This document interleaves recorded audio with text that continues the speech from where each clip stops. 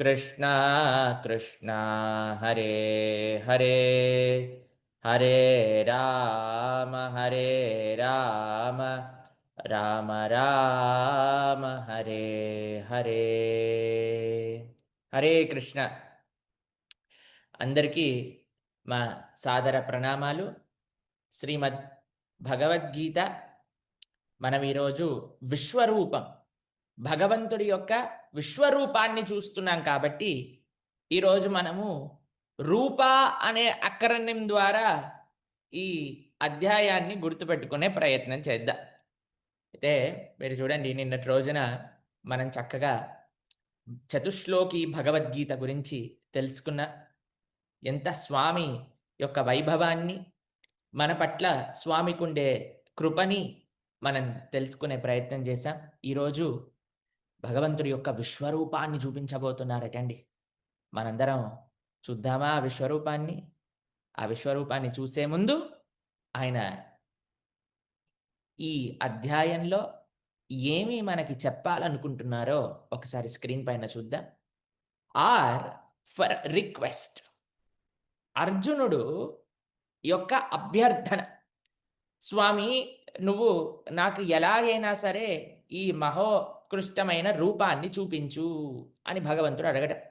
దాని తర్వాత you for universal form, విశ్వరూపాన్ని భగవంతుడు చూపించటం. దాని తర్వాత పి ప్రేయర్స్ ఆఫ్ అర్జున, అర్జునుడి యొక్క ప్రార్థనలు. దాని తర్వాత ఏ ఆర్మ్డ్ ఫ్రమ్ స్వరూపం, కృష్ణుడి యొక్క స్వరూప వైభవం. వీటన్నిటి గురించి ఈరోజు మనం ఎంతో చక్కగా ఈ అధ్యాయంలో తెలుసుకునే ప్రయత్నం చేద్దాం. చాలా చాలా సుందరం అండి. నేను ఎలా అయితే మనం సుందరం అనుకున్నామో ఈరోజు అలానే సుందరమైన అధ్యాయం మనం చెప్పుకోబోతున్నా. మొట్టమొదటిగా 1వ శ్లోకం మనం ఒకసారి చదువుదాం. ఆ శ్లోకంలో ఏమంటున్నాడు అర్జునుడు అనే విషయాన్ని ఒకసారి అవగతం చేసుకొని ముందుకు వెళ్దాం. అర్జున ఉవాచ మదనుగ్రహాయ పరమం గుహ్యమధ్యాత్మ సంహితం యత్వయోక్తం వచస్తేన మోహోయం విగతో మమ. అర్జునుడు పలికాడు, ఈ పరమ రహస్యమైన ఆధ్యాత్మిక విషయములను గురించి నీవు కరుణతో నాకు చేసిన ఉపదేశాలను వినడం ద్వారా ఇప్పుడు నా మోహము తొలగిపోయింది. ఎంత అద్భుతంగా చెప్తున్నారు చూడండి. మీరు చేసిన ఉపదేశములు మేము వినటం ద్వారా, మీ అనుగ్రహం ద్వారా నాకుండే మోహం తొలగిపోయింది అని అంటున్నారు. ఇప్పుడు చూడండి, శ్రీకృష్ణ భగవానుడు భగవద్గీతను ఎందుకు చెప్తున్నారండి? అర్జునుడి లోపల ఉండే మోహాన్ని తీసేయడానికి. ఇప్పుడు అర్జునుడు ఏమంటున్నాడు? మోహం వెళ్ళిపోయింది అంటున్నారు. అయిపోయింది భగవద్గీత. మరి ఇంకా మిగతా ఉండే అధ్యాయాలు ఏంటి సంగతండి? ఇప్పుడు మీరు చూడండి, కొన్నిసార్లు క్లాస్ అవుతుందండి. క్లాస్ అయిపోయాక ప్రశ్నోత్తరాలు అవుతాయి. అవునా కదా? అయితే ఈ శ్లోకంతో నిజంగా చెప్పాలి అంటే అర్జునుడి యొక్క మోహం మొత్తం తొలగిపోయిందట. కానీ ఇప్పటి నుంచి అర్జునుడు ప్రశ్నలు అడగటం ప్రారంభం చేస్తాడండి. ఈ అధ్యాయంలో ఏమని ప్రశ్న అడిగాడు తెలుసా అండి? అయ్యా, నాకు నీ యొక్క విశ్వరూపాన్ని చూడాలనుకుంటున్నాను నేను.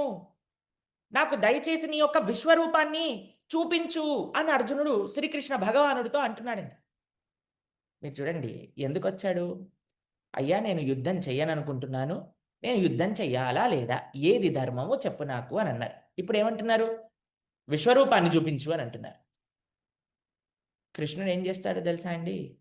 ఇది అన్ఎక్స్‌పెక్టెడ్ క్వెషన్ అండి. యుద్ధం చేసే ఆయన ఇప్పుడు కొద్దిగా సైట్ సీయింగ్ వెళ్తానండి, కురుక్షేత్రంలో ఏమున్నాయో చూసొస్తాను అని అంటారా చెప్పండి? కానీ అర్జునుడు ఏమంటున్నాడు?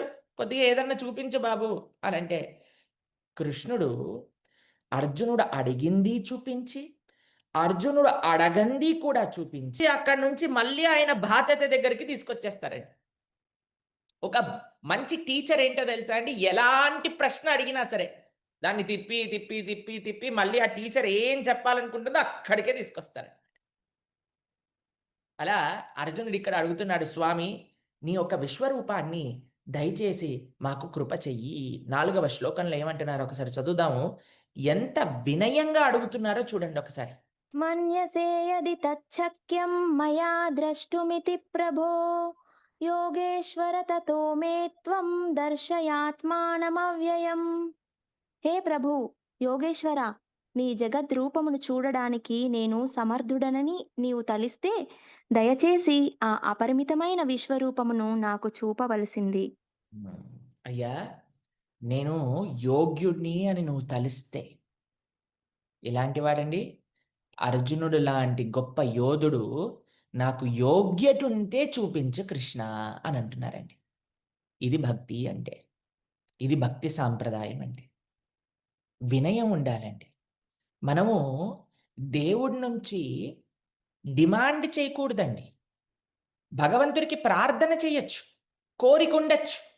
స్వామి నాకు ఇది కావాలనుకుంటున్నాను స్వామి. నేను నేను ఇలా యాత్రకు వెళ్ళాలనుకుంటున్నాను స్వామి. స్వామి ఇలా భక్తుల యొక్క సాంగత్యంలో ఉండాలనుకుంటున్నాను. ఇలా ధర్మం యొక్క సేవ చేయాలనుకుంటున్నాను. ఇది నాకు అనుగ్రహిస్తే నాకు మంచిది అనుకుంటున్నాను. జీవితంలో డిజైర్ కోరికుండొచ్చండి డివోషన్‌లో. కానీ డిమాండ్ ఉండకూడదండి. ఇది ఇది ఇవ్వాల్సిందే. ఇది చేయాల్సిందే అని ఎప్పుడూ ఒక భక్తుడు అనుకోడండి. మీకో చిన్న ఉదాహరణ చెప్తాను.